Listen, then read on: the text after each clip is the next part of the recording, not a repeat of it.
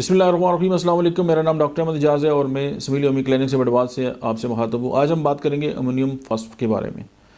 Uric acid के जितने भी पेशेंट होते हैं और सम टाइम ये कमाल का जो है वो रिज़ल्ट दिखाती है और मतलब है कि इसके उसके अलावा भी बहुत ज़्यादा फंक्शन है, लेकिन ये है कि चूँकि मेरे पर्सनल एक्सपीरियंस में यूरिक एसिड पे सम टाइम इसकी 1 या 2 खुराकें जो हैं वो बहुत आला जो है वो काम करती है।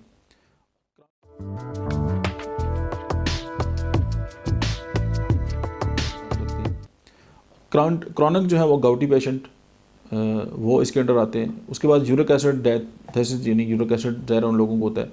और उसके बाद यूरिक एसिड के बाद आपने अक्सर देखा होगा कि लोगों को जोड़ जो है वो मुड़ जाते हैं या उस पर नूडल्स वगैरह बन जाते हैं, वहाँ पे भी ये बहुत ही बेस्ट काम करती है। और उसके बाद ये है कि जो फिंगर और जो हैंड्स हैं वो जो हैं वो मुड़ जाते हैं और फिर जो जॉइंट्स हैं उनमें क्रैकिंग होती है, यानी आवाज़ें आती हैं जैसे जोड़ों के अंदर।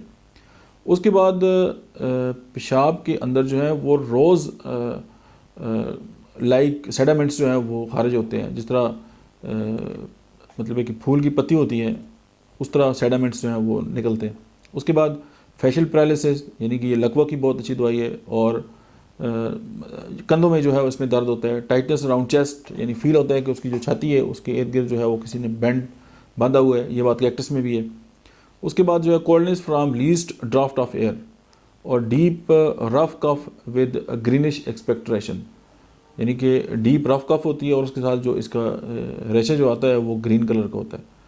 और मेरे हिसाब से जो गाउट के पेशेंट हैं उनके लिए ये बहुत ही अलग किस्म की जो है वो मेडिसिन है। आज के लिए इतना ही, मिलते हैं नेक्स्ट वीडियो में, तब तक आप देखते रहिए डॉक्टर अहमद एजाज़ ऑफिशियल।